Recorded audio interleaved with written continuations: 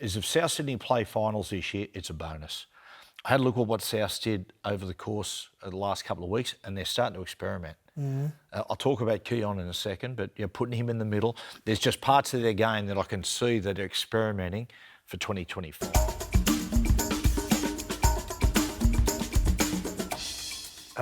Coops, how many times we've said it regarding South Sydney? For South, when you are predicting their future endeavours, you predict it based off what they do in defence, not attack. And that 0 against Manly says a lot about their attitude at the moment. Yeah, we spoke to a couple of them after their win against Manly, and a few of them said they're super confident they can play finals. Do you think they can play finals? I'll tell you their situation. South's in 14th on 14 points. 8th spot is on 18. They have a decent run in the next period of time.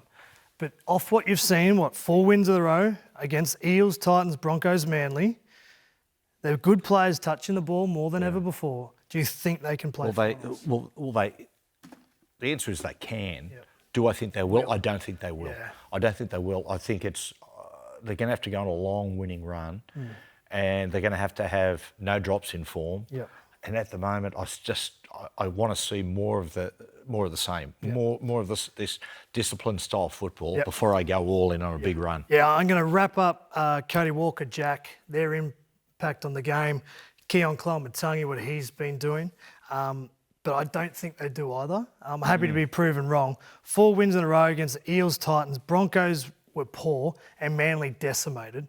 So it's not as if they're winning against teams above them or should be. If I'm had to call it, I'm saying they don't make it either. Wayne already has a huge presence on what this side is doing and this club already. And you can see the moment he was announced that he's going back to South, there's been an immediate change in attitude. And Coops, in my opinion, Cook's been moved on, right? Yes, he has. And players are all of a sudden starting to play better than they did before. It's funny that.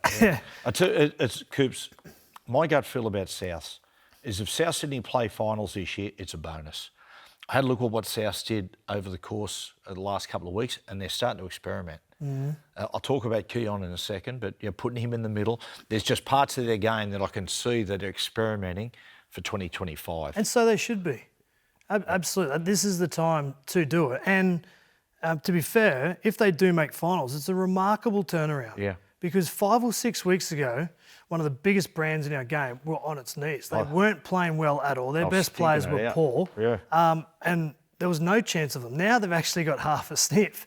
And you have to give them credit because they've turned it around. And I think it is a bit of that experiment. I like that their best players are around the football and they're touching the ball more than everyone else, which can only be a good thing.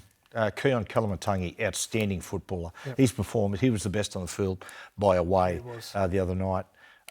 He's a clever player. I love him playing in the middle. I really like this. I like players who try to extend, basically, look at improvement. Now, Keon at the moment, he's in the middle. He's doing a little bit of playmaking, and it's a little rusty. Like he's fine. You can see at the moment he's just in the early stages of playmaking, but I like it.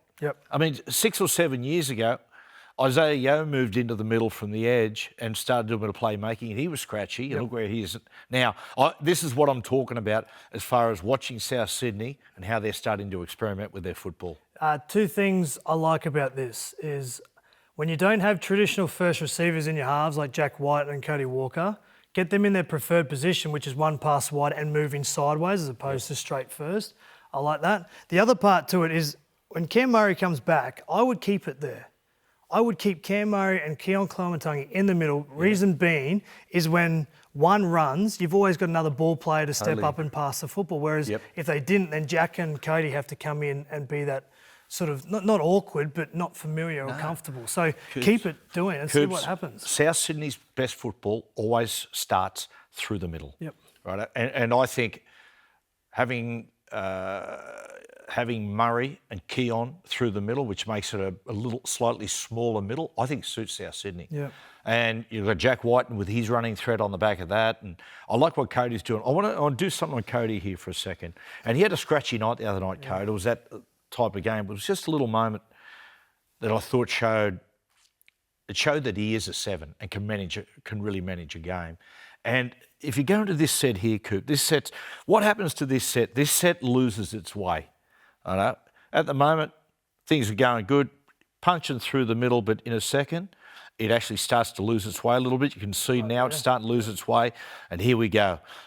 Righto. Now, what he does here, Cody, is that Manly are on the front foot. They're going to go, and he says, righto, I'm not going to try to force this set. I'm going to save this set. And I'm just going to dink the ball behind. Jason, I don't know what Sabi was doing there. He was sort of on his way to Wollongong. But you see that with Cody. And it's an interesting thing, Coop, that when you're right on the back foot sometimes, set's not going how you like, and you know the opposition's going to come at you hard, just dink it behind. Yeah, it's a great way to save a set. Another reason why Cam Murray and Keon should play together, because Kepi then, poor pass, didn't get the ball to Cody Walker. But your maturity of Cody Walker to be able to realise that and kick the ball in behind. When I saw Cody Walker put his hand up to play on the right side, I thought, okay, this is good because he's actually going to do the right thing by the team. If he had stayed saying, I want to be on the left, that's my favourite side, then I would have been, okay, now everything's still going to have to go left-hand side. But him being on the right, he's thinking team first, and that decision there to kick is a team first decision. Definitely. Yep. Coops, what's the biggest story? Or what's the biggest statement? Best win in Titans history or the worst loss in Warriors history? I would like to say that it was the Titans on the Gold Coast just because it was home. It's the best thing they've done for a long time. But I think the storyline is the Warriors. Like, we're meant to know what's happening in rugby league from time to time, and I'm happy to say I've got no idea what's going on at the Warriors because I thought they turned a corner for a period of time, won 3 or whatever. But that performance then, it was bad. Sean Johnson, Tamare Martin. Yep. Solve the puzzle for me. Well, I thought they did when they moved Tamare Martin into that. We showed it last week. But it doesn't matter what's in your team. I feel the Warriors have fallen into this trap that their attack is all about the system, the play and the pass. What I mean by that is pretend there's no defenders and we just run the play that we want. We go 2 here, we come back there, and like a train run, the winger puts the ball down the corner. So you come to formulate. But you come to a game and you need forward thrust. You need to recognise that it needs to be ball runners, not ball players. And I just feel like the halves, because they're the ones that get the gun when it happens to about the attack, need to run the ball and play short passes more than anything out the back. Just reset that momentum of forward thrust with your ball playing and then out the back. But I can't solve that. Coops, their defence was terrible, but their really poor attack and the errors they made in attack really fed their poor defence.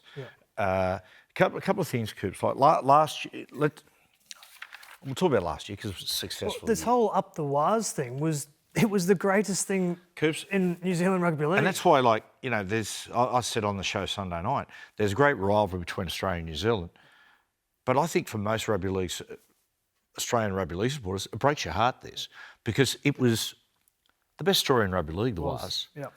And the game was, and the game in New Zealand was flying on the back of that. They've had multiple sellouts at home, and now they're really testing the faith of their supporters. But Coops, last year, just have a think about this for a second. So last year, as far as the halves are concerned and the playmakers, and just remove Wade Egan just for a second, there was Sean Johnson. He was that central playmaker. And Luke Metcalf was his 6, and he was essentially a runner of the football. So that allowed him to keep things pretty simple. At one point in the game on the weekend, we had Sean, we had Tamare Martin, we had Chanel Harris-Tavita, and we also had Dylan Walker, and then, of course, throw on top of that Wade Egan. It was just so much passing going on and not enough just punch. And there just wasn't enough ball runners out there. Well, to be honest, the way to solve the riddle, and we've just said it then, is have your ball players running the football. As simple as that sounds, your ball players need to run the football with a short pass as option 1. It's the difference between 60 points and whatever is the ability to actually run the ball, make it impact with one play as opposed to looking for that big grand thing that looks pretty. It's interesting. So it's almost like, South fixed their puzzle by saying, Jack to 6, which we spoke about a lot. You know, if you want someone to run the ball, put a ball runner there. My greatest fear going into this year was the continuation of a trend that the Warriors have had. Great year, poor year. Yep. And unfortunately, it's starting to go down that route.